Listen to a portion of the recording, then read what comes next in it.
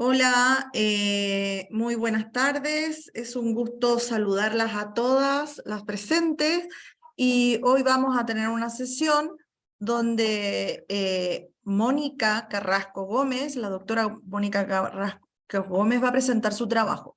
Voy a leer una breve reseña de la investigadora para que tengamos conocimiento de con quién estamos hablando.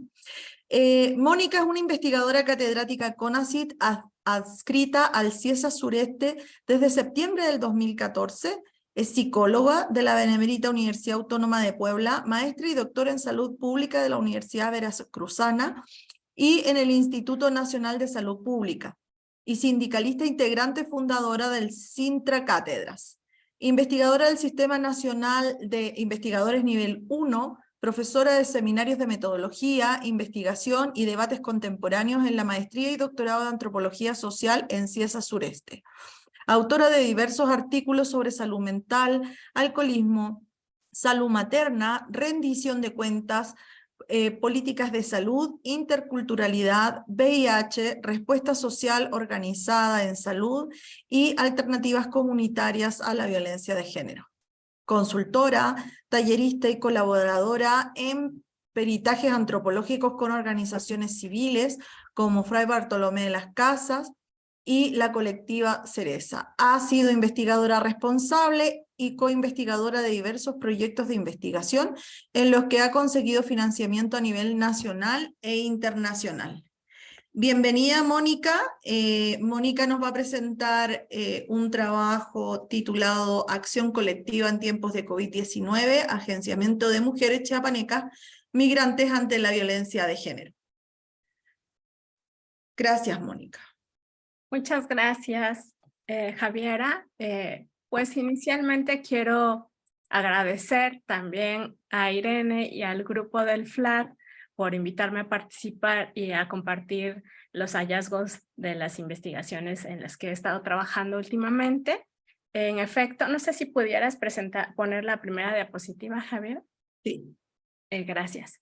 Ya está ahí. Espérame. Ahí, modo presentación. Perfecto.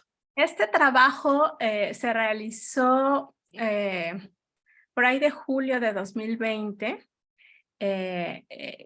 Obtuvimos un financiamiento de CONACYT y pudimos conformar un equipo de trabajo en donde participó la colectiva Cereza y también jóvenes del programa Jóvenes Construyendo el Futuro, que previamente había formado en metodologías de investigación.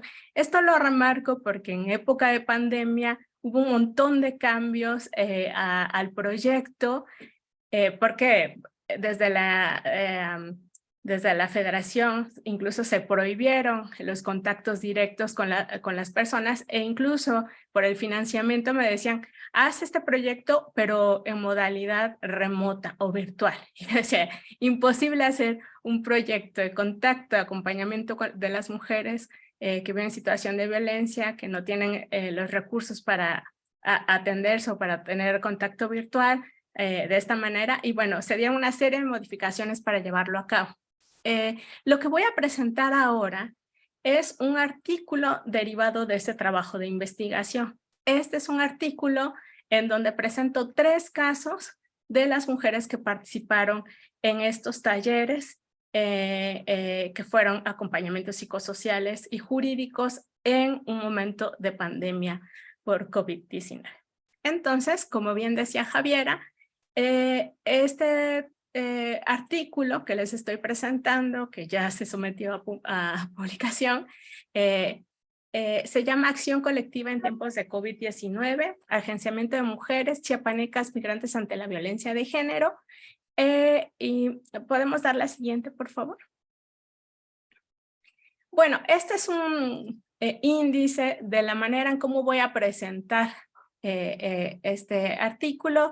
Voy a hablar una parte introductoria haciendo referencia a la pandemia, la agudización de las desigualdades, de la doble pandemia, del concepto central del artículo que es la agencia y sus múltiples dimensiones, de la comunalidad de la agencia, un concepto central en el artículo del objetivo de la investigación, bueno, del artículo en específico, y también hago un apartado metodológico donde ubico en donde se llevó a cabo, la temporalidad, los participantes, cuál fue la estrategia, el análisis, y también los resultados ubicados en 6 aspectos importantes que dan cuenta de esta agencia, ¿no? Y que yo los ubico en la repetición de conductas como respuesta ante a la violencia antes de la pandemia. También como parte de este proceso reflexivo, el darse cuenta que el agresor no cambiará, el decidir denunciar antes de la pandemia, porque llegaron mujeres que habían denunciado previamente, también el contexto en donde se da la acción colectiva iniciada en el contexto pandémico, y ya prácticamente la acción colectiva en tiempos de COVID y estos procesos de agenciamiento, y al final la ida y vuelta para construir vidas libres de violencia. Al final voy a dar unas breves conclusiones. La siguiente, por favor. Bueno, como todos sabemos, el COVID impactó a todos los estados, fue a nivel mundial, se tomaron una serie de medidas diferenciadas a escalas nacionales, pero también incluso locales, ¿no?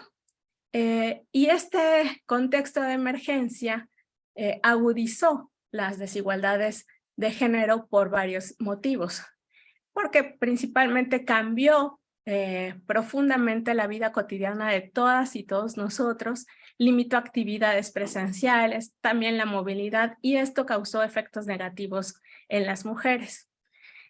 Todas vivimos esta situación del aumento de carga de actividades domésticas y escolares, porque hubo recesión de la presencialidad en los ambientes escolares, y esto de alguna manera limitó la búsqueda de recursos económicos de las mujeres que se dedicaban a la economía informal. También cuando se decreta la cuarentena y el anuncio de quédate en casa, se documentó que hubo conflictos al interior del hogar exacerbados por una precariedad económica y por las condiciones de las viviendas, porque muchas viviendas no tenían la infraestructura adecuada o se tenía que vivir en cierto hacinamiento, lo que provocó mayor conflicto al interior. Pero también la UNFPA identificó que los roles de género dificultaban la detección de las necesidades de las mujeres. ¿Esto por qué? Porque como se nos ha asignado históricamente el ser cuidadoras, pues cuidamos de otros, de otras y no de nosotras mismas, y entonces relegamos a un segundo plano la atención de las necesidades. Y estas prácticas de atención derivadas de esta idea tendió a reproducir desigualdades. También se documentó que en esta época de pandemia, sobre todo tanto a nivel nacional como a nivel internacional, hubo aumento de las situaciones de abusos y riesgo y violencia de género. Por ejemplo, el Instituto Nacional de las Mujeres reporta que la violencia familiar se elevó en un 20% y la violencia de pareja aumentó en un 65%, ¿no? Esto en México, pero a nivel internacional también se dio esto. La siguiente, por favor. Bueno, ok. Ahora, no, anterior, la anterior. Es que pensé que estaba, exacto, el de la agencia, eso. Ahora, es importante que en este incremento de desigualdades, las estudiosas, los estudiosos han evidenciado la sistemática opresión de las mujeres, ¿no? Tanto desde diversas disciplinas como la antropología, la sociología, la psicología, la salud pública y varios enfoques teóricos han tratado de entender cómo se consolida la opresión de las mujeres. Y bueno, hay teorías sobre afrontamiento, que por ejemplo ese es un término psicológico que justamente se ha criticado por ser tener un énfasis en lo individual y que difícilmente puede atender un problema social como lo es la violencia. Pero también hay teorías que hablan de la naturalización de la violencia y otras que hablan de la resistencia a esta violencia. La agencia femenina pasa por nombrar lo que están viviendo las mujeres de otra manera. Y de esta manera también se ha documentado que se permite accionar la reflexividad colectiva, nombrar con otros, hablar de esta situación con otras personas a nivel grupal, genera este tipo de reflexividad y esto se da en un ambiente en donde se pueden compartir también estas resistencias, estas experiencias de resistencia que también se ha documentado que ayuda a fomentar esta agencia femenina. Sin embargo, yo para este artículo retomo la agencia de unos autores, Elmir Bayer y Miche, que hablan que es el proceso de involucramiento social inserto en el tiempo, informado por el pasado, pero orientado hacia el futuro y hacia el presente.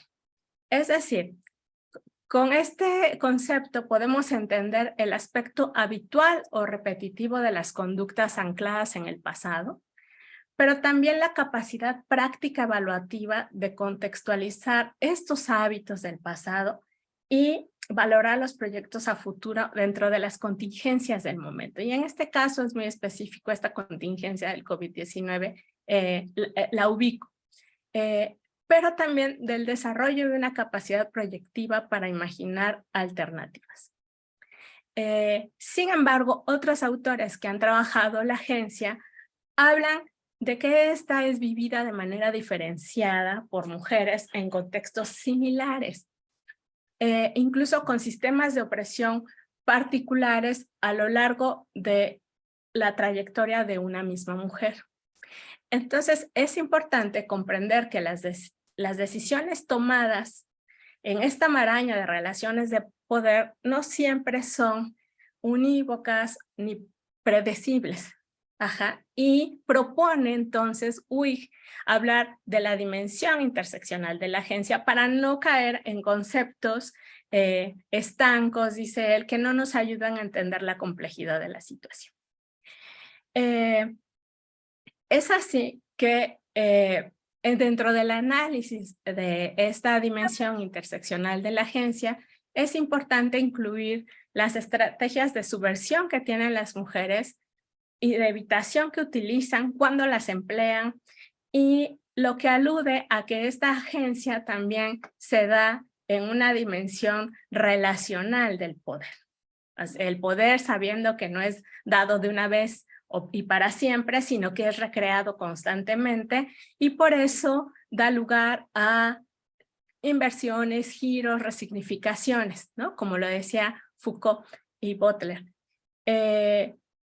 Pero es importante saber también que dentro de esta capacidad de resignificar, de accionar, de responder a situaciones de violencia, las mujeres no pueden escapar de su mundo social, bueno, todos, ¿no?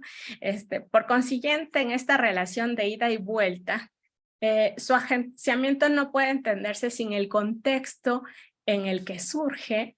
Y por eso es tan importante hablar de la comunalidad de la agencia, que esto lo habla Wardan-Tum. Y en este sentido me parece muy importante distanciarme un poco del contexto en donde se nace y crece para determinar el método de ejercicio de agencia que plantea Wardan-Tum.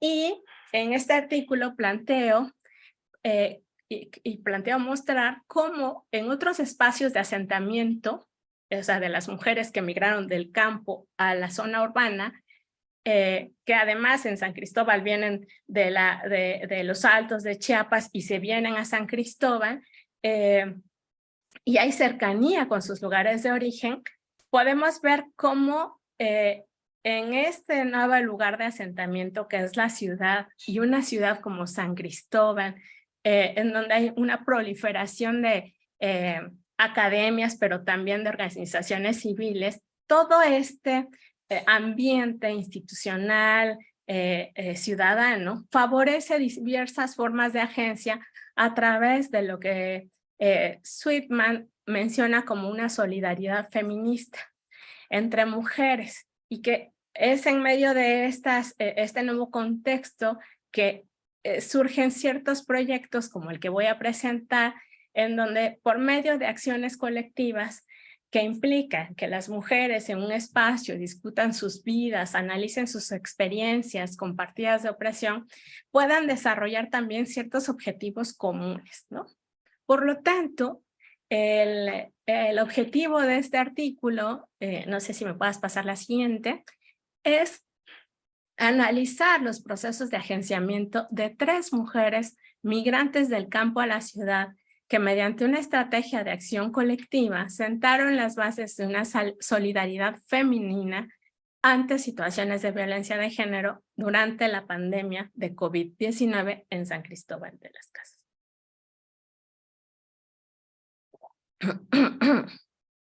Bueno, para hablarles un poquito de cómo se hizo este trabajo en 2020, pues, como ya he repetido mucho, se hizo en San Cristóbal en julio, noviembre de 2020, y fue una metodología de investigación, acción, participación, que fue fundamental para incidir en la percepción sobre la violencia de género a partir de este proceso dialógico en donde se problematizó y se generaron acciones colectivas. Es importante mencionar que después de todos estos talleres se conformó una colectividad de mujeres que se nombró Salón Tonal, que es lo que pueden ver aquí, el símbolo de la tercera imagen. Pero bueno, ¿quiénes conformaron esta colectividad de mujeres? Las participantes fueron 32 mujeres y 5 adolescentes, hijas de las víctimas de violencia de género, de bajos recursos económicos en los barrios periféricos. ¿Cómo llegué a ellas? Y aquí quiero mencionar nuevamente la participación de las jóvenes Construyendo el Futuro, becarias, que previamente habían sido formadas en investigación y que, dado la contingencia del COVID, que nos prohibieron hacer talleres en el CIESAS, ¿no? En los espacios federales, pues tuvimos que salir y buscar alternativas para desarrollarlos, pero con toda la precaución de que fueran espacios en donde no llegaran muchísimas mujeres, porque se iba a generar, podía haber contagios. Entonces, seleccionamos bajo una estrategia de bola de nieve a través de las conocidas que ellas tenían en sus barrios, pero también en los lugares donde frecuentaban, ¿no? Por ejemplo, hubo un jardín comunitario del barrio de Tlaxcala, donde fue otra iniciativa generada en plena pandemia para que la gente pudiera ir a sembrar y a cosechar la verdura que iba a comer, ¿no? Y tenían el gallinero y demás. Y aquí muchas gentes de ese barrio, muchas personas, mujeres de ese barrio, perdón, llegaron a sembrar, a cuidar gallinas, porque todos se lo iban repartiendo en este momento de pandemia donde no había ingresos económicos y tampoco había espacios de siembra para muchas mujeres que migraron del campo y que estaban asentadas en la ciudad.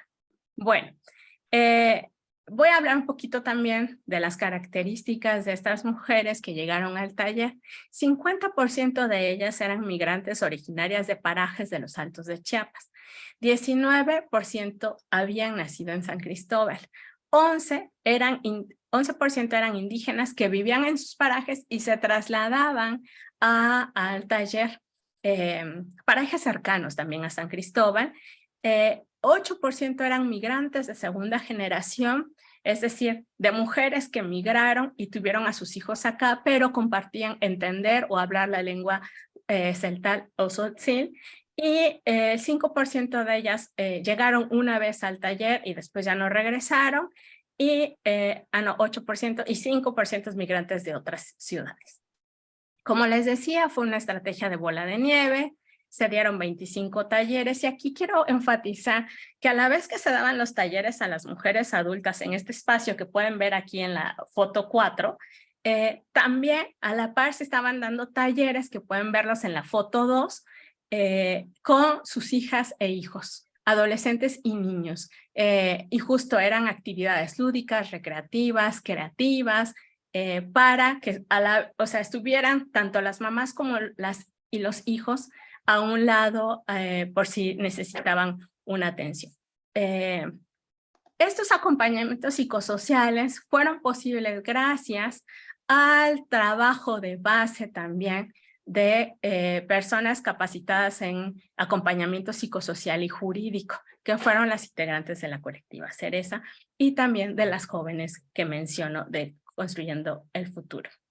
Al final, como les mencionaba, después de problematizar toda esta situación de violencia, se conformó una colectiva que se llamó Salón Tonal y siguieron haciendo proyectos productivos, se consiguió otro financiamiento, bueno, pero esa es otra historia. En el análisis de este artículo, quiero mencionarles que se pidieron consentimientos informados, se trabajó la confidencialidad poniendo códigos en las entrevistas, las transcripciones las hicimos quienes habíamos hecho las entrevistas, se sustituyeron nombres, se trabajó en el software Atlas T y de todos esos casos se seleccionaron 3 para mostrar la diversidad de los procesos de agenciamiento. La siguiente, por favor.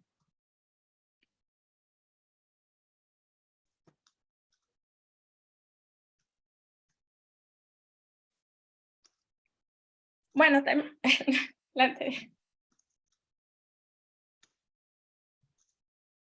La anterior.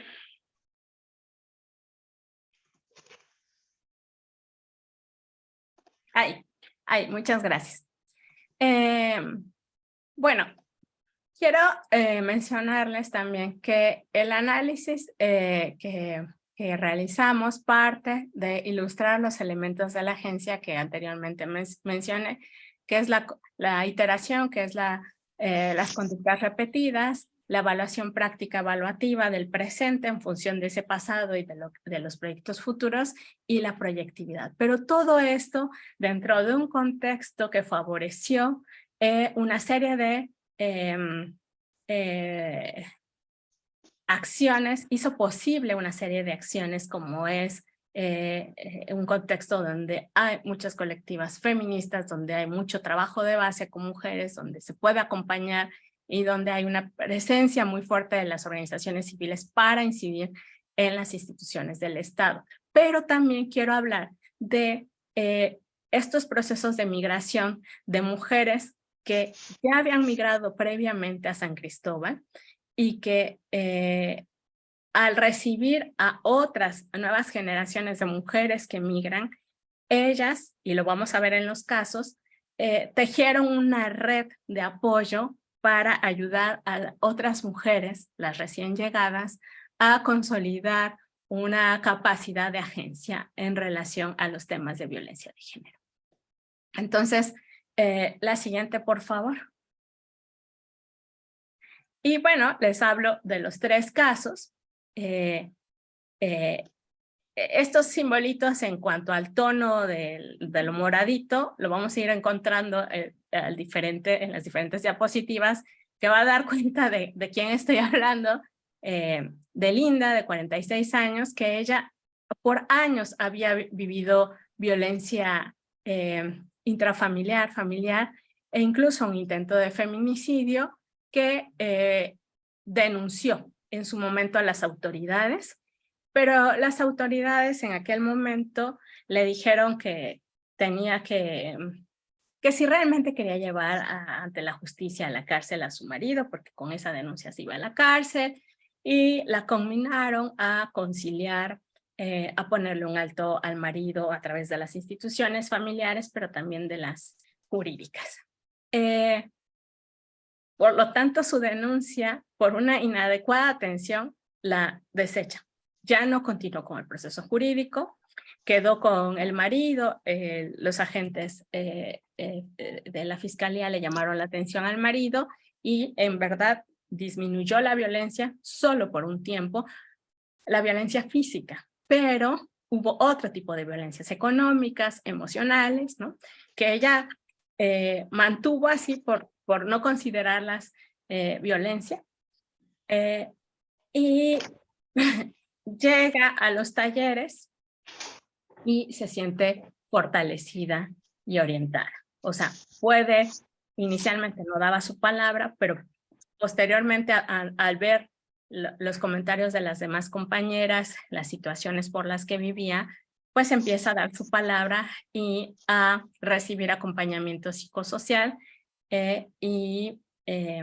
Si bien vamos a ir dando cuenta de que no se separa del agresor, ya veremos cuál es su proceso reflexivo, ¿no?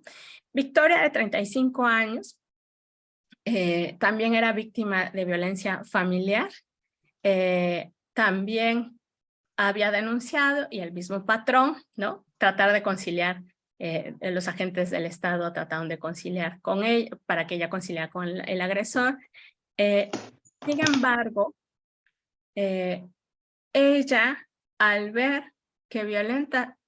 violentar sexualmente a una menor de la familia, es que dice, este señor no va a parar.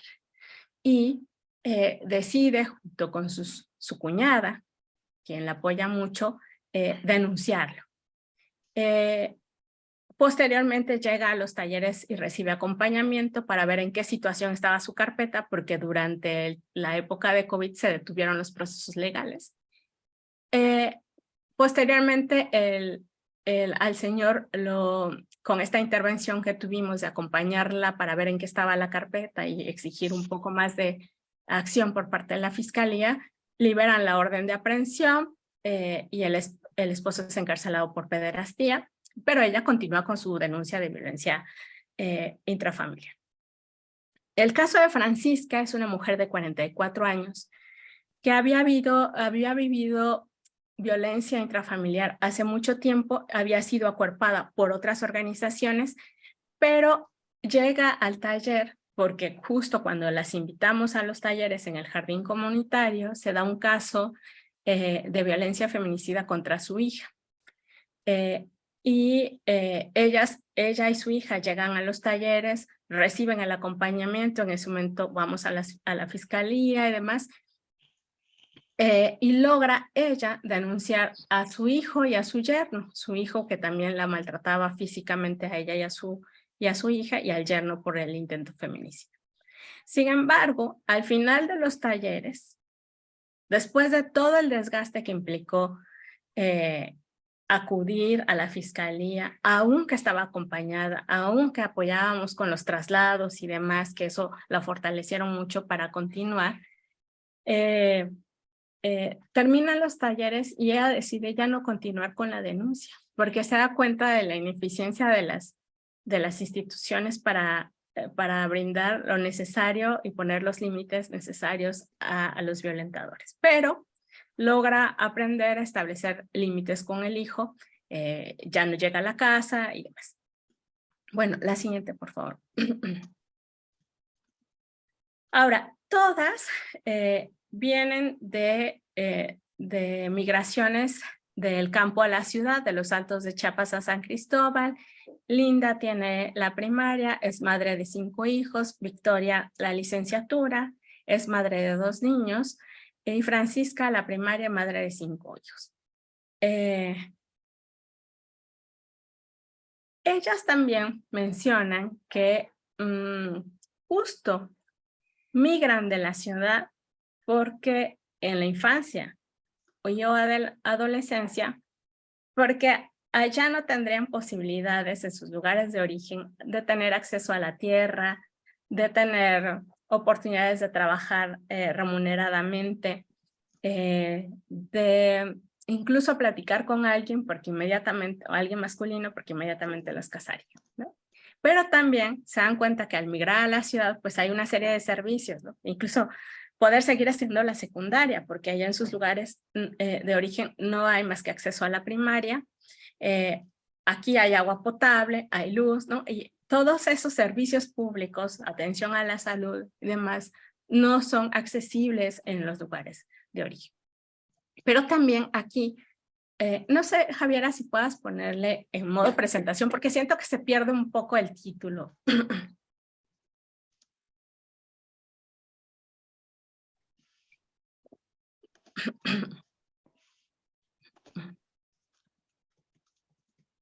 no tiene título. Bueno, encuentran aquí en la ciudad otras formas de organización social que en diversos momentos de su vida, ya sea por trabajar con personas que pertenecen a estas organizaciones sociales, ciudadanas, o por los trabajos a donde llegan a laborar, tienen otras maneras de establecer relaciones de trabajo, de género, interpersonales, y también se reencuentran con tías, con primas, con hermanas que previamente migraron a San Cristóbal.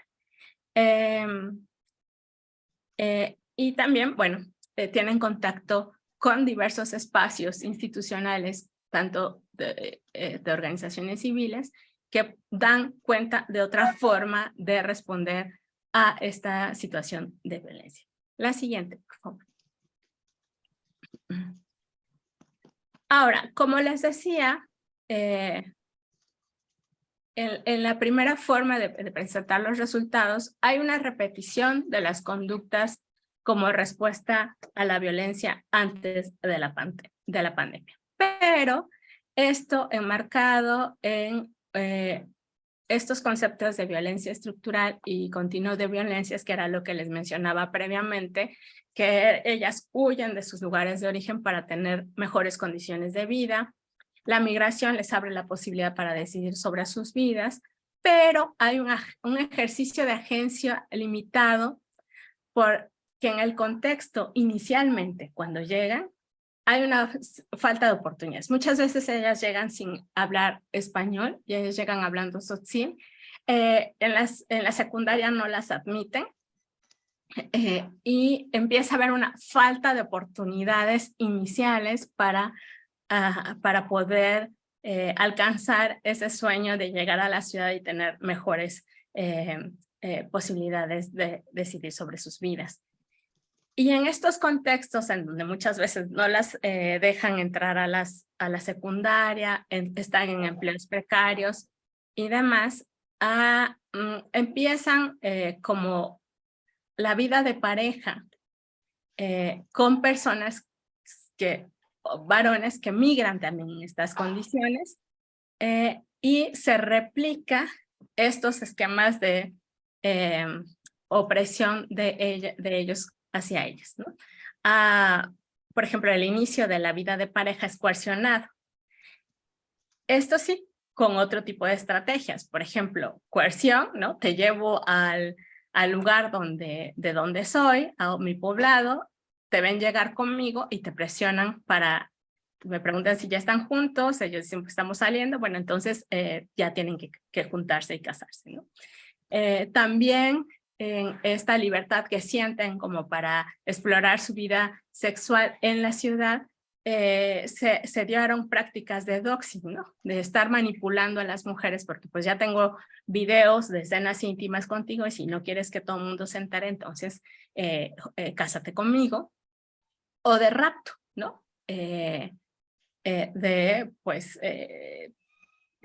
llevo, te incomunico y es una forma de que te juntes conmigo. Sin embargo, a pesar de esas situaciones de coerción, hay resistencias de las mujeres. Por ejemplo, una de ellas, que fue la que raptaron, pues empezó luego a usar métodos anticonceptivos, no se embarazaba y por eso empezó la violencia. Otra de ellas, que por coerción la obligaron a casarse, a juntarse, pues no quiso casarse, solo se juntó. Y la chica Victoria, que vivió doxing, pues en el momento en que empezó la violencia, denunció. La siguiente, por favor.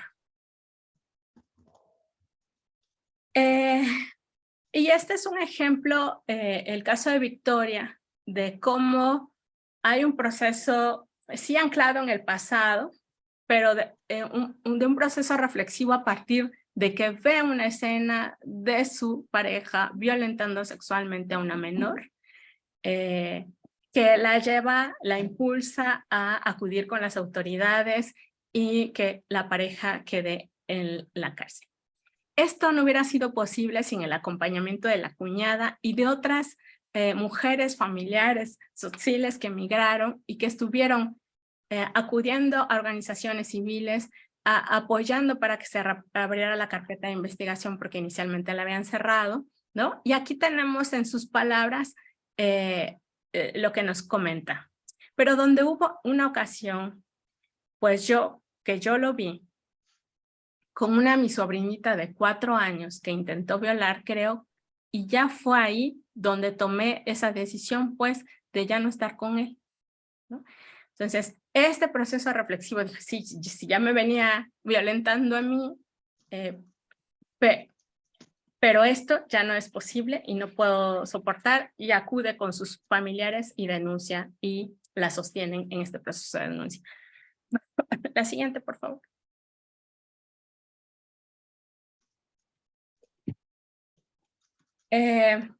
Bueno, también hay estas situaciones de estrategias de evitación, persuasión y huida han sido documentadas ampliamente por las autoras que se ve ahí en la diapositiva, que ellas van cambiando, ¿no? En cuanto, si ven que no responde a la evitación, entonces tratan de hablar con ellos y van cambiando esta estrategia en cuanto ven las limitaciones de las víctimas. Por ejemplo, que hay que hablar con las autoridades o con la familia para que hablen con él y dejen de violentar. Funciona solo un momento, pero en cuanto pasa una semana o 2, vuelven a tener. Entonces las mujeres van cambiando de estrategia. Pero una muy presente, un problema muy presente fue el consumo de alcohol de sus parejas e incluso sus hijos, ¿no? En el caso de Francisca.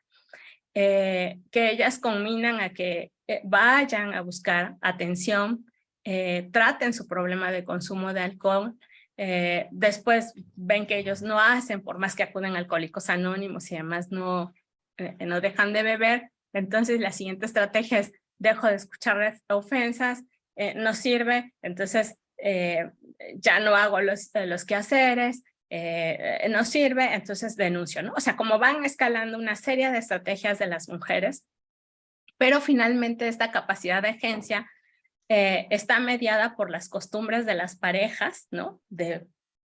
Voy a seguir bebiendo porque pues es lo que sé hacer, es lo que toca, es lo que, ¿no? Y que no solamente se quedan, son en la comunidad, sino también las traen ellos y las replican en la ciudad, aunque ellas intentan alejarse de estas situaciones. Es muy difícil. La siguiente, por favor.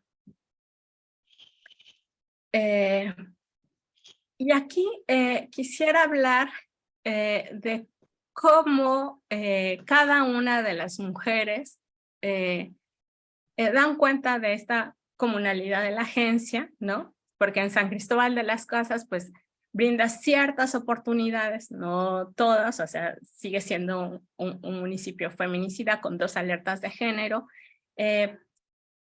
pero hay ciertas redes, hay ciertos servicios, no todos tienen perspectiva de género, pero algunos, ¿no? Que ayudan a que tomen conciencia de esta situación. Pero también hay mujeres, como previamente dije, que también migraron del campo a la ciudad y ayudan y sostienen a estas mujeres. Y entonces, en el caso de Linda, en el contacto con una enfermera en su último embarazo, ella le comenta a la enfermera, y esos niños, o sea, los otros que ya había tenido, 5 niños, ¿quién los va a crecer? Me decía. Y ella recuerda mucho, de tu cuerpo nadie manda, solamente tú. Y Linda dice, entonces quedó muy bien grabado en mi mente. Tiene razón, dije, ¿no? Es este contacto con personal sensible que logra transmitir el mensaje a las mujeres en temas de salud reproductiva, que es cuando Linda empieza a poner límites, empieza a usar anticonceptivos, ¿no? Y esto ayuda a tener mayor capacidad de decidir sobre sus cuerpos. Ahora, en el caso de Victoria, como he mencionado previamente, la demanda la pudo sostener gracias a mujeres de su familia, quienes previamente habían migrado y cuando fue la situación fuerte le dieron asilo, la acompañaron, le pasaron un poco de dinero para sostener a ella y a sus hijos, ¿no? La familia, sobre todo mujeres, apoyaron. Y en el caso de Francisca, su cuñada le dijo, ante una situación de alcoholismo muy fuerte del marido, le dijo, no lo esperes ya, o sea, mejor ponte a trabajar. Ella le ofreció un poco de apoyo para poner un puesto de esquites, y ella, además de ese apoyo, recibió apoyo de la institución donde estaba trabajando, que era Sueños. Todos cooperaron para que pusiera su puesto de esquites y la orientaron para acudir al refugio. Si bien Francisca fue en 3 ocasiones al refugio, fue en la tercera que ya decidió dejarlo, ¿no? Y entonces ahí es donde evidentemente creo que hay una comunalidad de la agencia que ayuda a estas mujeres a salir. La siguiente, por favor. Ahora, otro punto es, en este proceso reflexivo y de análisis práctico evaluativo, es darse cuenta que el agresor no va a cambiar, ¿no? Y lo decían ellas, ya cuando me di cuenta que no podía cambiarlo, pues ahí empecé a cambiar yo y a salir yo, ¿no? Esto es lo que les decía de Sueños, pero también quiero resaltar que por más que los hombres consumidores de alcohol acudían a estos grupos de autoayuda, a estos anexos que proliferan aquí en San Cristóbal, hay una ineficacia de esta respuesta social organizada para las personas que consumen alcohol o drogas. Y empeoran. O sea, llegan, varios testimonios decían, es que salió peor de cómo entró, ¿no? Entonces, sí hace falta una respuesta del Estado justamente para atender este problema de consumo de alcohol. La siguiente, por favor.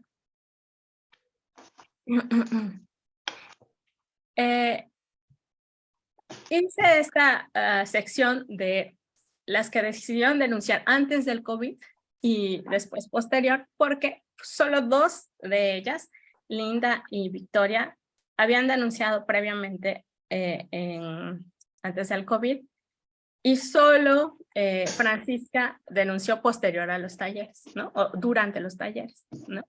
Como dije, fueron apoyadas por mujeres cercanas, pero esta capacidad de agencia se vio obstaculizada por los agentes del Estado, las agentes del Estado que orillaban a la conciliación. La conciliación que, según la ley que se aprobó de acceso a una vida libre de violencias, que se aprobó en 2007, prohíbe la conciliación en los casos de violencia de género, y es en 2014 en Chiapas y actualmente, aunque cada vez menos por la presión de las organizaciones civiles, que como que orientan a la mujer a conciliar. Pero también, y esto es muy importante, la paralización del sistema de justicia en la pandemia, ¿no? O sea, hay algunos procesos que sí denunciaron antes de la pandemia, pero que justamente cuando llega la pandemia se paraliza el sistema de justicia y muchas cosas quedan archivadas, ¿no? Y es lo que pasó con Victoria, que decía, hasta ahorita no ha avanzado. Cuando llega a los talleres, hasta ahorita no ha avanzado más. Ahorita con esta pandemia, todo el proceso se canceló, las citas y todo. La siguiente, por favor.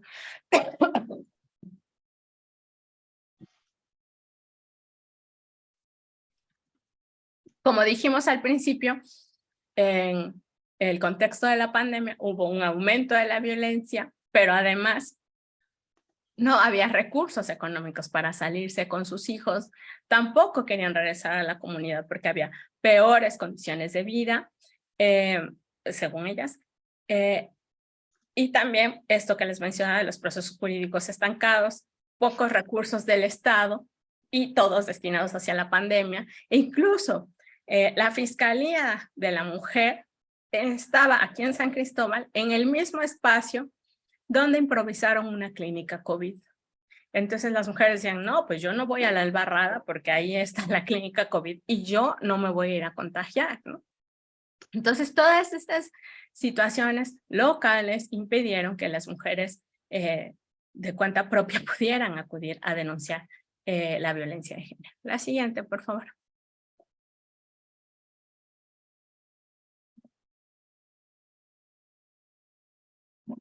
Es que se queda pegado, por eso no avanza y de repente avanza como 3 al tiro. Espérame, Ya, entiendo.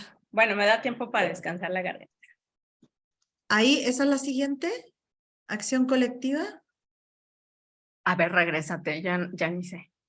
Ah, sí, sí, Sí, sí, sí. ya. Es que se Ok, queda pegado, ya, vale. sí, muchas gracias. Em, entonces, ¿qué hicimos? Pues en estos talleres generamos un clima de confianza en donde también se respetaba el silencio de las mujeres, quienes querían hablar compartían, quienes querían estar calladas seguían acudiendo y no hacíamos que hablaran.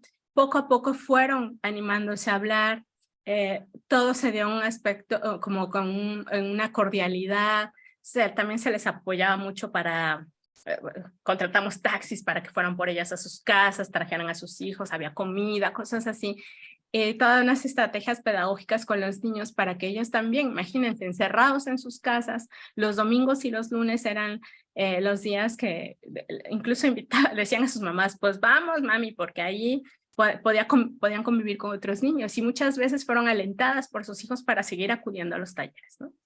Pero en estos talleres también hubo procesos diferenciados de reconocimiento de la violencia y escuchar el otro caso me hacía ver qué tan complejo era el mío, el propio, el de una vecina, el de otros, ¿no? Pero también se pudieron hablar de estrategias para hacer que en tal caso habían funcionado. Otras compañeras decían, bueno, ya fuiste, ya denunciaste, te dijeron que hables nuevamente a un número por si regresa el agresor. Sí, pero no me contestan. Y sí, es que te dieron que dar el número a la patrulla. Entonces hay que ir a solicitar el número a la patrulla. Y entonces eran como estrategias que se iban pasando entre las que llevaban mucho más tiempo transitando el sistema, quienes eran expertos en el sistema jurídico y las que estábamos empezando a conocer en lo operativo la atención a la violencia de género por parte del Estado. Y también se hicieron algunas acciones legales de acompañamiento tanto en las instituciones, pero también en las comunidades, ¿no? Porque muchas veces la violencia venía de los lugares de origen, donde habían habido acuerdos que dejaban en una desventaja tremenda a las mujeres y se acudió, por ejemplo, a Wixtán con el Juzgado de Paz y con una organización de defensora de derechos humanos de ahí, de Wixtán, y se llegaron a reformular acuerdos para el beneficio de las mujeres y sus niños. Y en ese espacio, pues todas aprendimos a escuchar, a compartir, a crecer, a acuerparnos, a fortalecernos. Entonces, la siguiente, por favor. Esta es una foto de las compañeras al final de los talleres y abajo había otra foto de los niños trabajando. A ver, entonces, las ubico. Ya estamos en el momento en que se dio la acción colectiva, ¿no? Y voy a hablar de los casos que les he venido presentando. Entonces, Victoria recibió acompañamiento porque no sabía qué había pasado con su proceso y tenía una carpeta sin judicializar, otra con la orden de aprehensión, pero llevaba meses sin ejecutarse porque se paralizó el sistema. Entonces, se dio el acompañamiento, fuimos con la fiscal, le explicaron el proceso, presionamos a la asesora de víctimas y la orden se ejecutó.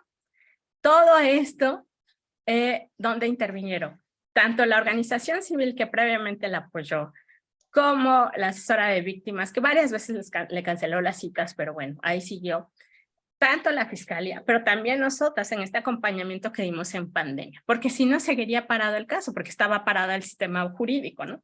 Pero por eso hablo como de los múltiples esfuerzos de diferentes organizaciones e instituciones que solamente se pueden dar en un contexto en donde hay como mayor conciencia de esta violencia de género y mucha más articulación entre organizaciones civiles, academia, instituciones de procuración de justicia. La siguiente, por favor.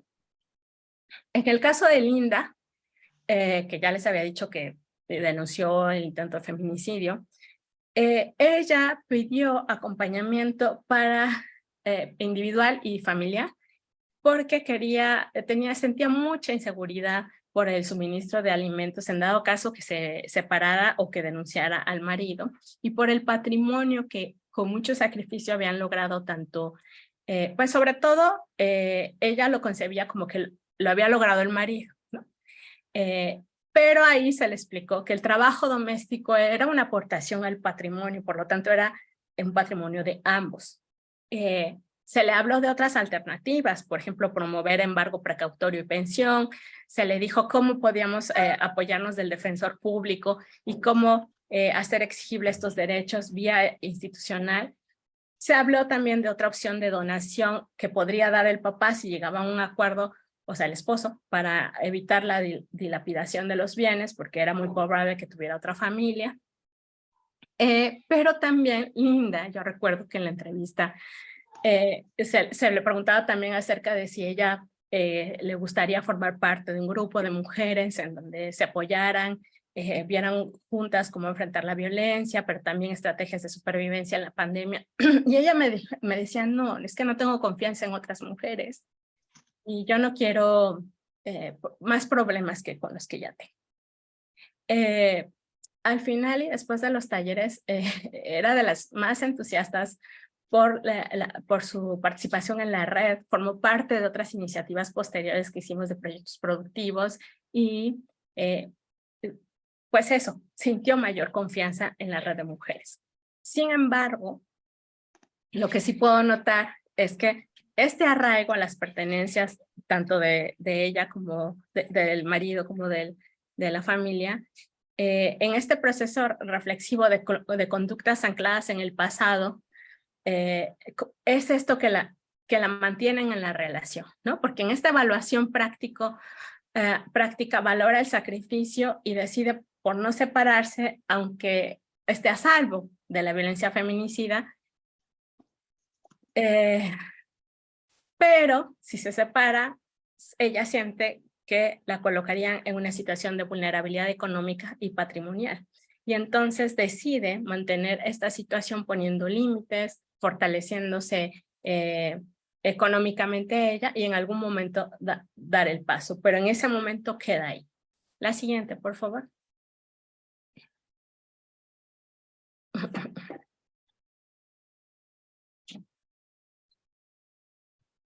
Francisca. Como les dije, ella llevaba años de vivir violencia familiar, se separó gracias al apoyo de otras organizaciones y de sus redes de mujeres, pero llega a los talleres porque es víctima de violencia intrafamiliar por su hijo consumidor de drogas y alcohol y también por que el yerno que vivía en el cuarto de al lado con su hija ejercía violencia feminicida. Tanto Josefina, su hija, como Francisca llegan a los talleres. Josefina, con mucho miedo de denunciar, solamente quería tener la pensión para su niño. Pero Francisca se sentía muy impotente de repetir la historia, de ver que estos ciclos de violencia se repiten y logra sentirse fuerte en los talleres, denuncia a su hijo y a su yerno. Se llevó la denuncia, se buscó la atención médica. Cabe mencionar que en pandemia muchos especialistas médicos que se necesitaban para la atención de las lesiones, pues se declararon personal vulnerable y no hubo especialistas oftalmólogos o neurólogos, y la fiscalía nunca logró conseguir quien atendiera a las lesiones para su familia. Ella acudía a dar seguimiento a su carpeta, estaba siendo acompañada y todo, pero después de ver lo ineficaz de la actuación de la fiscalía y finalizan los talleres, ella abandona la denuncia. En cambio, su hija, que no logra la pensión por las vías institucionales, porque además no quería meter demanda, ella quería una conciliación. Dado el paso del tiempo, no regresó con su agresor, consiguió pensión por otros medios, más locales, con sus redes, y fue bien interesante este caso porque ella no se sentía capaz de trabajar, no tenía documentos de identidad, o sea, su INE y todo esto, y durante el acompañamiento se consiguieron con ella, se capacitó, se le acompañó una de las compañeras de Jóvenes Construyendo el Futuro acompañó para buscar trabajo y acompañarle algunos días y pasó de sentirse incapaz de sostenerse a hacerlo, ¿no? Y también fue una de las cosas que, bueno, que nos gustó muchísimo el trabajo en equipo. La siguiente, por favor. En este proceso de reflexión, ida y vuelta para construir vidas libres de violencia en el trabajo y en los talleres, pues se hablaron de muchas cosas, pero quiero resaltar estos puntos que las mujeres mencionaron, de que hay una cultura para aguantar la violencia, ¿no? Decía una de ellas, es una imagen que vemos en muchas mujeres, no solamente en nuestras mamás y las abuelas, ¿no? Todo el tiempo es aguantar para poder mantener la familia. Incluye también mecanismos para evitar que se subvierta este orden, ¿no? Nos decían, ¿no? Pues es que nos quejamos o denunciamos y pues ya hay una crítica, ¿no? De que ay, no aguantan nada, no quieren ni que las toquen, todo eso, ¿no? Y también reconocimos en el taller que había una dificultad para ver la violencia, para identificar que eso que estamos viendo es violencia, pero también para salirse de ella, ¿no? Porque hay una presión familiar, no de las mujeres que acompañan y que ayudan a llevar la denuncia, pero de los otros familiares que hay presión para perdonar o presión institucional para conciliar. Sin embargo, a pesar de estas situaciones que demeritan el proceso de agenciamiento de las mujeres, pues hay mujeres cercanas sosteniendo, asociaciones civiles apoyando, talleres y acompañamiento que en este caso dimos durante la pandemia y que al final hay varias frases al respecto, pero les dejo una de ellas que dice en el taller, me ayudó a fortalecerme, me agradaba ver a mis hijos emocionados por llegar a los talleres y convivir con otros niños, ¿no? Y bueno, Victoria es una de las que sigue sosteniendo su denuncia. Ya está el esposo en la cárcel por pederastía, más no por violencia intrafamiliar. Y a muchas como que estos talleres les ayudó a sentirse más fortalecidas. No todas tuvieron finales similares, otras se quedaron en ciertos procesos reflexivos que posteriormente irán tomando decisiones respecto a cómo enfrentar la violencia, pero creemos que este fue un espacio que ayudó y que coadyuvó a otros espacios y a otros procesos que ellas ya venían teniendo desde haberse mudado de los lugares de origen para tener mejores condiciones de vida, que es parte del ejercicio de agencia. La siguiente, por favor. Bueno, como les decía, fueron procesos individuales diferenciados, pero también nuevas conformaciones sociales derivadas de la migración de mujeres. Sí hay continuidades en las costumbres opresoras en los contextos de llegadas, porque también hombres migran y están mantienen estas costumbres opresoras. Pero también hay cambios en las redes de mujeres que migraron antes y por lo tanto hay transformaciones en los contextos de llegada. Como les decía, hay prácticas, sigan habiendo prácticas de revictimizantes que laceran estos procesos de agenciamiento, pero es necesario seguir construyendo espacios para el fortalecimiento de las mujeres. Y como mencioné en un inicio, la comunalidad de la agencia no necesariamente es donde se nace, sino en los nuevos lugares de asentamiento que permiten cuestionar la opresión, abrir y construir redes y solidaridad. Muchísimas gracias, creo que sería todo por mi parte.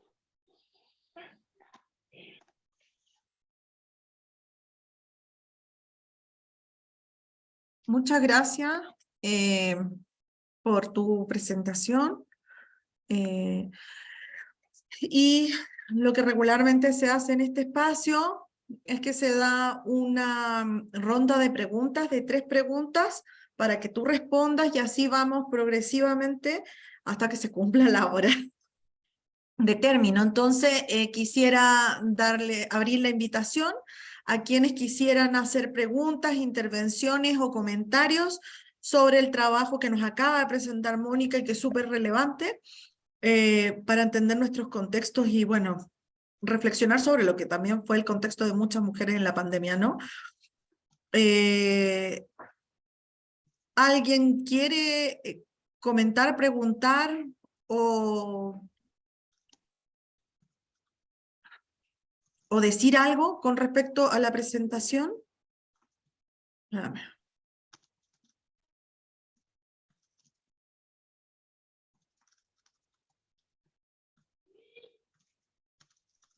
Hola, yo. Sí, Irene, te escuchamos. Gracias. Pues felicidades por tu trabajo, sin duda muy arduo y muy interesante. Y yo quería pedirte que nos pudieras ampliar estos conceptos. Déjame ver dónde los anoté. Un segundito. Sí, interacción, proyectividad y evaluación práctica y comunalidad de la agencia. Entiendo que obviamente ya lo has explicado aquí. Sobre todo te tuviste, me parece, en la evaluación práctica y la comunalidad de la agencia, pero quisiera ver si nos pudieras ampliar un poco más sobre la interacción. No sé si está mal escrito o es interacción o es interacción, mi completo desconocimiento sobre el tema, pero aprovechando aquí la oportunidad de poder platicar contigo, y sobre todo entendiendo que lo que al retomar esta propuesta se está hablando de un proceso, ¿no? Del proceso de la agencia y también pues en esta elaboración que tú haces, saber si, bueno, que es una pregunta que tengo también, ¿cuál sería la relación de la solidaridad de las femenina con la sororidad? Y si hay una diferencia entre estas categorías a partir de lo que tú pudiste apreciar en trabajo de campo, o cómo sería este vínculo o si lo hay o no. Muchas gracias.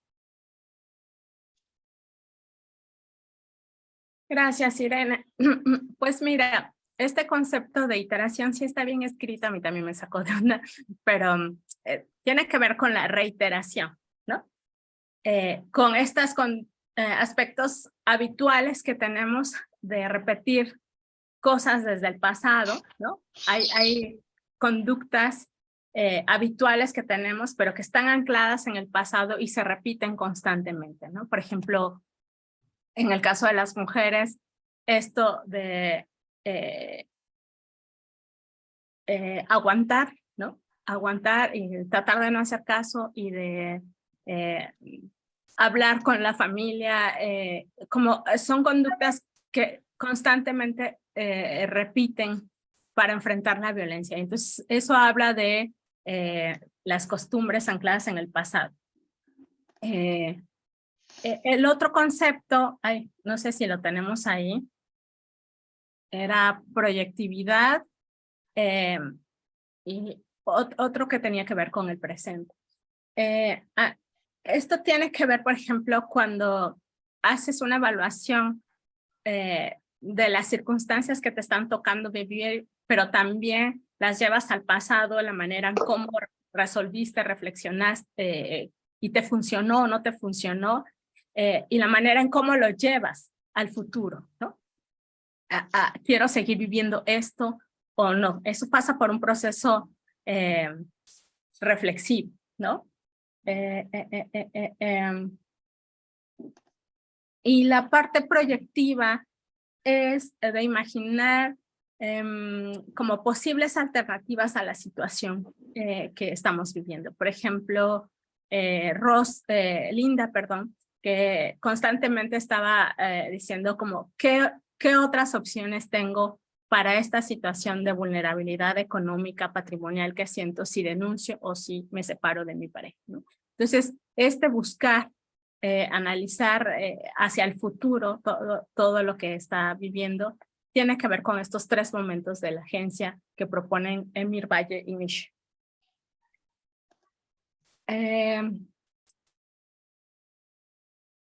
No sé si fui clara.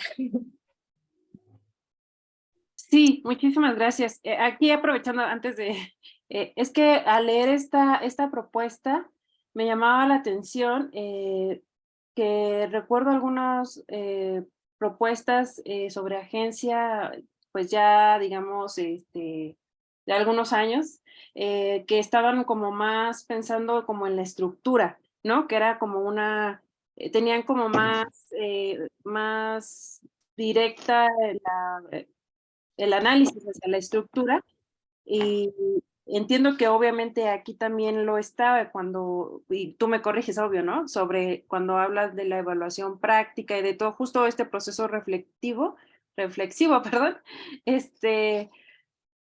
pero tengo duda de si es, en el análisis final se pone un mayor énfasis en el sujeto que en la estructura, aunque no se puede entender la agencia sin ese vínculo, ¿no? Pero solo un comentario tal vez, más que, no sé, si nos pudieras ampliar sobre eso y la diferencia, si la hay, ¿no? Con la sororidad y la solidaridad. Muchas gracias y súper felicidades. Gracias, Irene. Pues no, o sea, yo creo que no hay diferencia, ¿no? O sea, finalmente la sororidad es esta relación de solidaridad entre mujeres, ¿no? Justamente que buscan empoderamiento. Y para algunos casos se ha hablado incluso de esta solidaridad, sororidad en situaciones de discriminación sexual o de comportamientos machistas. Entonces, yo creo que podría ser, se podría haber utilizado tanto la una como la otra, pero yo utilicé solidaridad femenina, haciendo eco a lo que Sweetman me parece que había referido y componiéndolo, porque Sweetman había hablado de una solidaridad feminista, pero a mí me parece que no habíamos llegado a ese punto y sí lo entendí más como una solidaridad femenina, ¿no? Entre mujeres. Marcela abrió su micrófono. No sé si quieres comentar algo, Marcela. No, perdón. Bueno, Yasuli mandó un mensaje, te lo leo.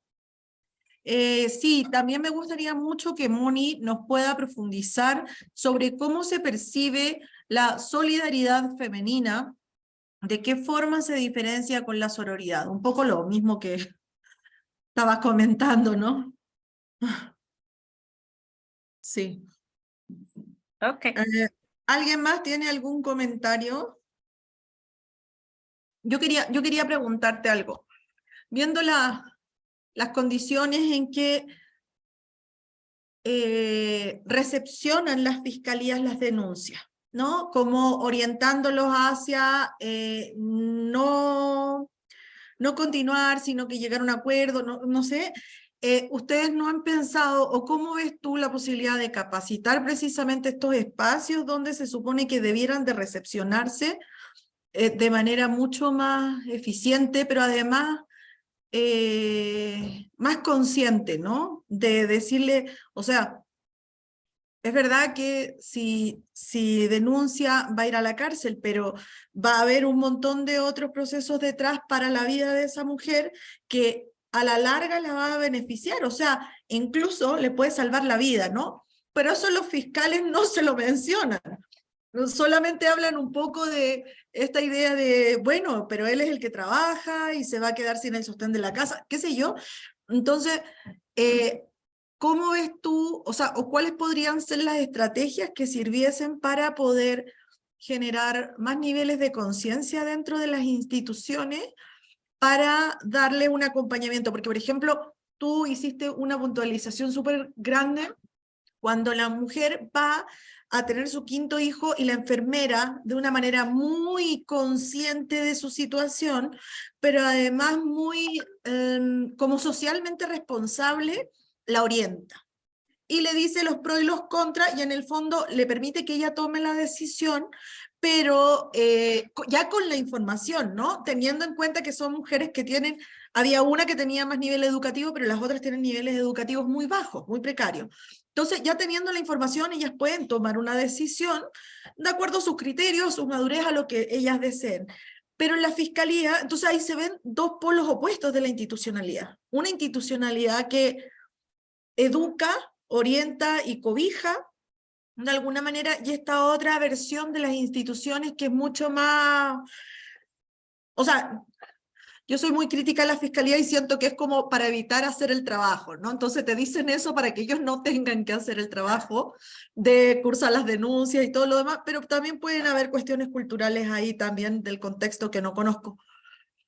Pero bueno, eso quisiera saber cómo, si ustedes tienen pensado en hacer algo orientado a las instituciones o cómo estos colectivos podrían intervenir en esos espacios. Bueno, yo creo que, híjole, a lo mejor me veo muy pesimista, pero creo que se necesita un relevo generacional en las fiscalías y en los actores que están haciendo la labor del Estado para atender a las víctimas de violencia.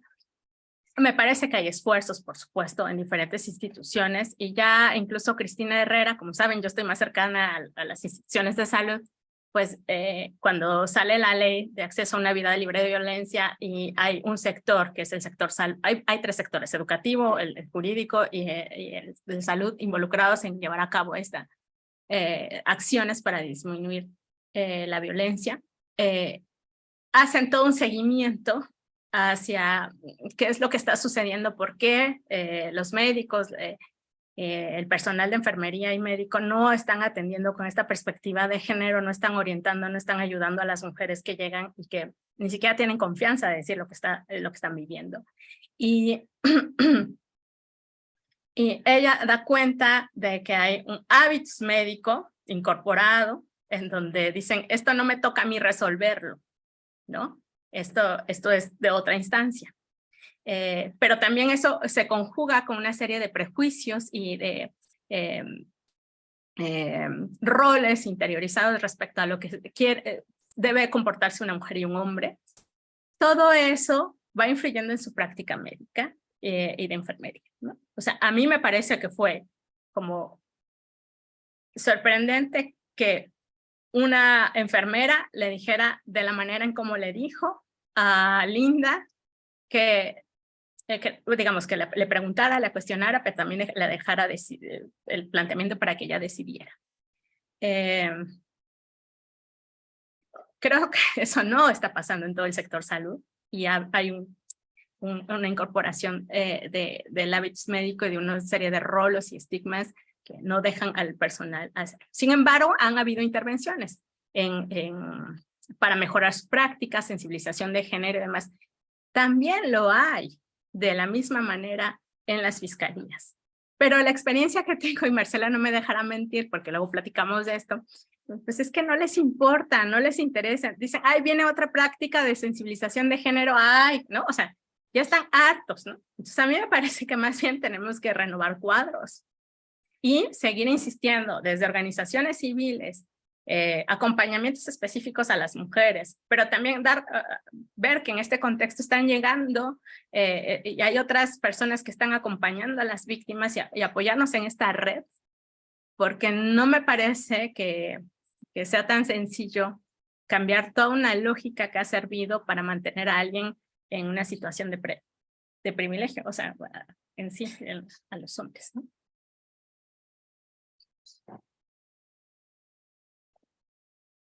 Bien, me parece que Yazuli había levantado la mano nuevamente. No sé, Yazuli, si quieres comentar algo, decir algo. Hola, Una manito. sí, Ajá. sí, es que ya me había arrepentido, pero pues mejor si la hago. Hola a todas, pues muchas gracias por la intervención, Moni. Creo que tu trabajo al escucharte me recuerda mucho lo importante que es seguir indagando, ¿no? Cómo estos espacios de acompañamiento entre mujeres, ¿no? Los espacios organizativos, sí son una forma de ir, ¿no? Pues combatiendo esta gran pandemia que es la violencia contra las mujeres, ¿no? Y sirven, ¿no? O sea, los acompañamientos de mujeres a otras mujeres sirven, ¿no? Para contrastar la violencia. Entonces, yo pensaba en varias cosas. Lo que tú narrabas, pues me recordaba mucho a mi experiencia propia, ¿no? Igual las mujeres con las que trabajaron me recordaban a compañeras, ¿no? Con las que hemos acompañado.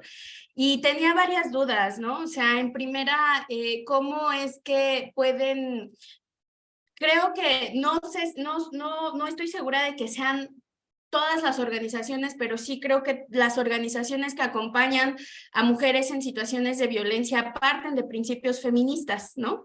Entonces, ¿cómo a partir de estos principios feministas que nosotras reconocemos, por ejemplo, como sororidad, ¿no?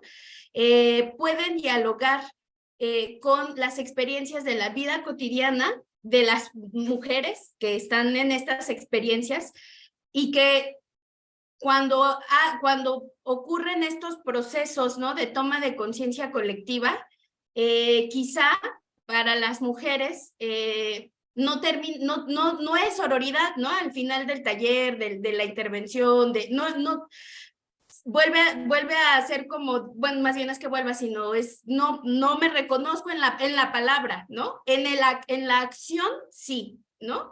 Pero en la palabra no. Entonces, esa diferencia creo que también es importante de dialogarla y de discutirla en los espacios y en los procesos organizativos de mujeres, entre feministas y en la academia. ¿Por qué? Porque creo, y algo que me doy cuenta, sobre todo que me di cuenta cuando realicé el trabajo de campo, es que de repente, por ejemplo, las mujeres, para ellas un acto, ¿no? De acompañamiento, de solidaridad, pues forma parte de la vida cotidiana, ¿no? Y darse cuenta, ¿no? Darse cuenta de la violencia del ejercicio de violencia sobre sus cuerpos, es como esta solidaridad se amplía hacia las mujeres, ¿no? O sea, pero es una solidaridad que no es dada solamente por el proceso de toma de conciencia entre mujeres. No sé si me voy dando a entender, pero creo que no mucho. Entonces, o sea, preguntar ese diálogo, ¿no? O sea, cómo se teje también ese diálogo, ¿no? Donde también de repente nosotras desde los principios feministas también debemos de aprender, ¿no? A dialogar, porque de repente en mi experiencia propia creo que se puede volver a veces violento mencionar ciertas, ¿no? O como sin nombrar ciertas acciones, ¿no? Que para las mujeres en la vida cotidiana pueden ser acciones de la vida cotidiana, ¿no? Entonces, ¿cómo hacer esos diálogos, ¿no? Y pues eso, muchas gracias.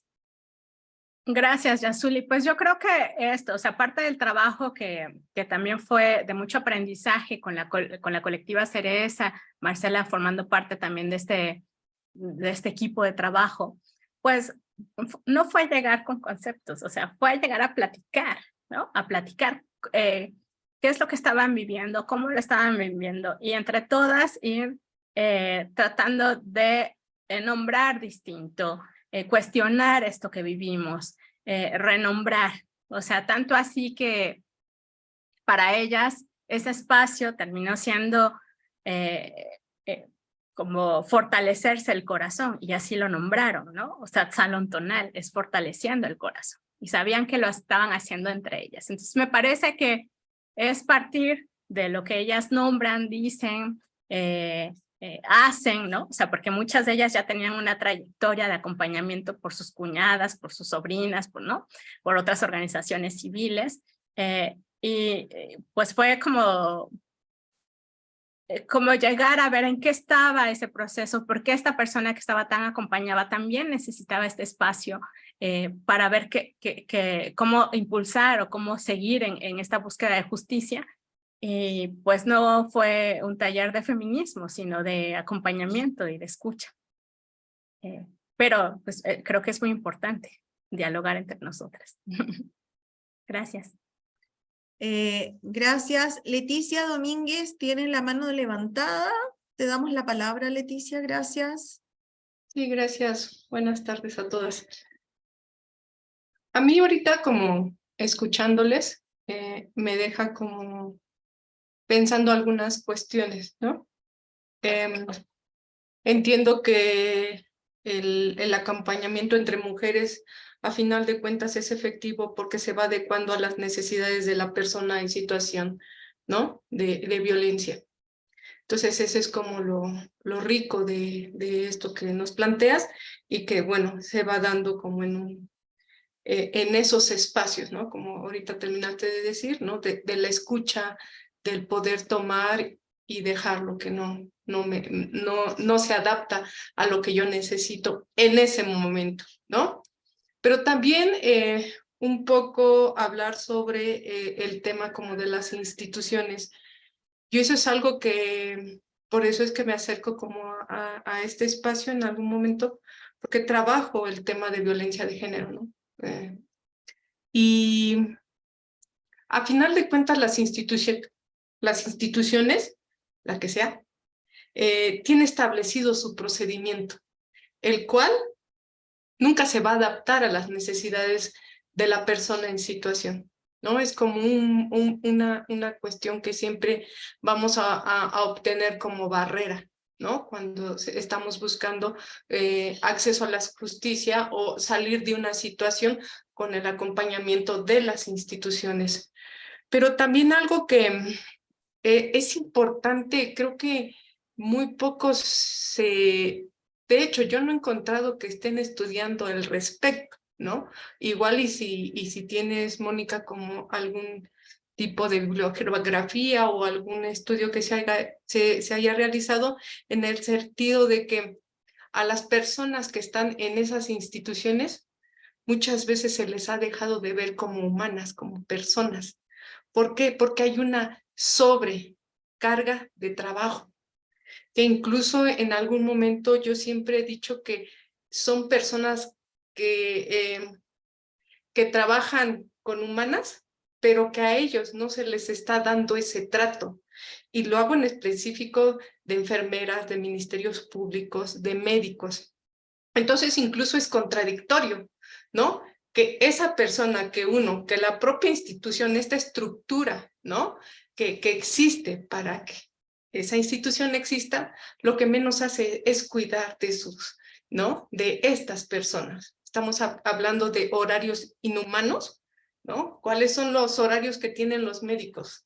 Las enfermeras son inhumanos, ¿no? Totalmente inhumanizados.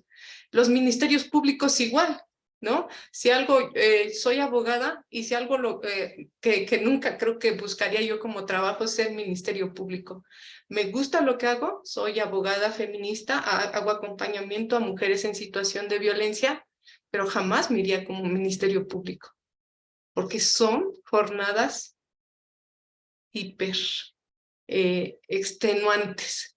Y no diciendo como las carpetas. Entonces, a veces, ahorita donde yo estoy en el espacio, también ya llega un momento en que se desbordó y va uno priorizando en el sentido de las personas de las que acuden, ¿no? Que están ahí como al pendiente.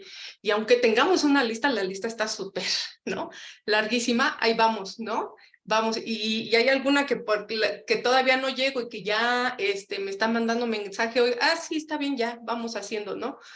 Pero era como hacer evidente esto a final de cuentas, ¿no? Que tanto no solamente depende de una persona como esto que estás hablando, de una enfermera que en su momento pudo empatizar con la persona que está en una situación de violencia, ¿no? Que pudo darse esos 5 minutos para platicar con ella, ¿no? Porque le fue dando esa prioridad, porque a veces nada más es eso, y hay veces que ni los 5 minutos llegan, paz y vámonos, ¿no? A los que siguen porque está una larga fila. Como esas cuestiones, yo en mi experiencia que he tenido como en el trabajo de acompañamiento, creo que algo que se repite mucho en el tema de mujeres es nuevamente el hacer que las mujeres puedan hacer mucho con poquito, ¿no? Así como el de la Bartola, ¿no? Ahí te van estos 2 pesos, pagas el agua, el teléfono y la luz y lo que te fue, va. Igual, en las instituciones que tienen que ver con un tema de mujeres, quieren que abarque una cierta población, ¿no? Miles y más allá, pero para una persona. Entonces, creo que va más allá de eso, ¿no? De la interiorización, de la deconstrucción, del posicionamiento político y ético que puedan tener las personas que atienden, porque a veces su propia salud, su propio cuidado, nadie lo está viendo, ¿no? Entonces creo que esa es otra parte dentro de toda esta violencia que habría que estar mirando, digo, ¿no? Independientemente de que yo comprendo perfectamente, digo, cuando va uno con los ministerios públicos, ¿no? Que muchas veces algunos pueden ser muy déspotas, insensibles, pero hay quienes sí, a pesar de tener mucha carga de trabajo, como con esto que estás tú compartiendo, estuvimos ahí detrás, y a final de cuentas, pues se accionó, ¿no? Hubo una disposición por carga de trabajo, por cansancio, por desgaste, por estar quemadas ya, ¿no? Como se dice coloquialmente, que a veces pues están preocupadas, pero ya no da la vida como para la atención. Entonces era como poder comentar eso y preguntar, ¿no? Si al respecto sabes como de estos estudios que se puedan hacer. Sí, entiendo que dicen, no, pues hay que cuidarse, el burnout y todo lo que pueda hacer, pero en realidad sí se está viendo desde la estructura que no están alcanzando los recursos ni económicos ni humanos para la adecuada atención de esta cuestión. Gracias, Mónica, y muchas felicidades. Muchas gracias, Leticia, por tu comentario. Me parece que es muy importante también lo que tú mencionas. Y sí, mira, yo no los he leído, pero estoy checando y sí hay un montón de trabajo del síndrome de burnout en fiscalías en Panamá, o sea, como que sí hay un trabajo que está cuestionando justamente esto y me parece muy importante porque en efecto, o sea, las mismas fiscales que quieren colaborar y demás te dicen, pero estoy rebasada, ¿no? O sea, me tocó incluso que las compañeras del PAIMEF, cuando fuimos a presentar un caso y demás, a un acompañamiento, ellas se enteraron de esta situación de reuniones los domingos y los lunes para el taller de mujeres, y dijeron que estaban interesadísimas en trabajar porque justo por la situación de la pandemia y por la cercanía con el hospital de COVID, pues la gente no estaba yendo, entonces se querían acercar porque los números eran importantes, todo eso, ¿no? Les abrimos el espacio para que llegaran, se comprometieron a dar seguimiento a algunas causas, a ir a talleres y todo, y déjeme decirle que nos sentimos utilizadas, porque llegaron, les firmamos las hojitas de asistencia y ya no volvimos a saber de ellas, ¿no? Entonces, bueno, también hay de todo, ¿no? Pero también eso pasa en las instituciones. Y ellas se quejaban de sobrecarga de trabajo, entonces creo que apoyamos un poco en eso. ¿No?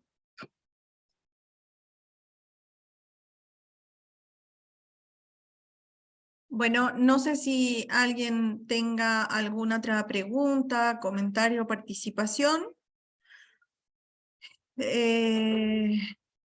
Mónica, ¿quieres decir algunas palabras finales? Ay, pues me siento muy a gusto de haber participado, de recibir sus comentarios, de dialogar, y pues eso, me dará mucho gusto también escucharles a ustedes, sus trabajos, sus aportaciones, y qué rico espacio, de verdad agradezco mucho esta oportunidad. Muchas gracias por tu presentación, por tu trabajo y por tu contribución, digamos, en términos comunitarios, que eso es súper importante. Digo, desde mi perspectiva es como lo más importante de todo. Y nada, darte las gracias por tu participación y por todos los presentes que vinieron a conectarse en esta sesión. Yo tengo la responsabilidad también de avisar que el martes 30 de mayo hay una sesión de las 17 horas a las 19 horas que se llama Corazonar las Justicias, de Laura Edith Saavedra, por si quieren integrarse y también escuchar el trabajo de esta colega. Nada, queda, Mónica, por supuesto, la puerta abierta para cuando tú quieras volver a participar, volver a presentar algún documento, algún trabajo, algún estudiante o colega. FLAT y todos sus espacios de FLAT son muy receptivos y abiertos para poder recibir compañeras que quieran, compañeros también, que quieran presentar sus trabajos y sus contribuciones. Si no hay nada más que decir, yo daría por cerrada la sesión y bueno, nos vemos próximamente. Saludos a todos y gracias. Chao. Gracias, abrazos. Gracias, abrazos. Adiós.